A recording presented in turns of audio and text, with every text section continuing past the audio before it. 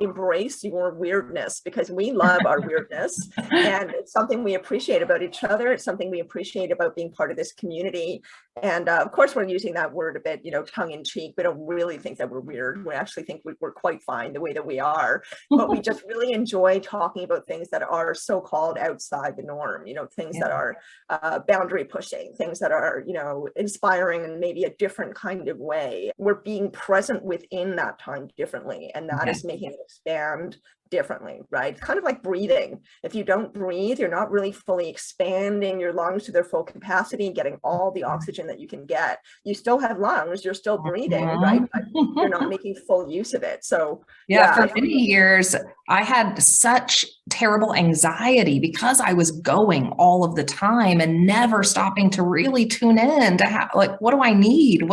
How am I feeling? And when you're in that place, it's very difficult to find presence, to find the now moment. And one of the ways I started to even be able to do this morning practice and just sit for 5 to 10 minutes was in all of those little moments throughout the day, those little 5-minute moments, those little 3-minute moments, mindfully stopping to breathe, mindfully stopping to check in, mindfully stopping to just stop my brain. It literally took me a year to turn my mind off. It literally took me a year to be able to find stillness between thoughts. I've always been a seeker. I've always been a quester. I've always been someone that felt that there was more, even though I didn't know what that more was. I just have this feeling there's more out there. There's something that is right in front of me that I can't see, and I have to try everything I can to find out what it is. When I started studying energy medicine pretty intensively, it became very clear to me that yes, the mind, body, and spirit are all connected, spirit being energy.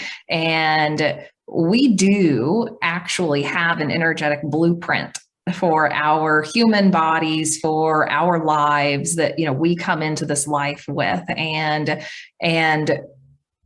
we won't go into every little detail of how it all works in this episode, but suffice to say that energy field is like an information field, right? So it is like the computer program that is running your hardware. And that's really all we need to be doing, is constantly improving and, going up the steps, one step at a time, up and up and up as much as we can.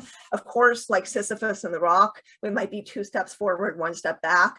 But, then again, it's all about perspective, mindset, being resilient, and reminding yourself that you're not, even when things feel totally hopeless, and I have been there more than once in a place that felt totally hopeless. If you don't give up and you expand your perspective and you remind yourself that you are a grain of sand in the universe, there's so much around you that you can use to support yourself. And, I really did not understand that. I felt very kind of angry, negative, alone, all that stuff for a very long time. And it's through practice, one foot in front of the other, not giving up, plodding along through the muck. Right. That's what it felt like for a long time. Yeah. But then you get these little breaks into the light, and that's what inspires you. You have moments of wisdom, you have moments of realization, you have moments of joy, and those become more and more frequent the more you keep going.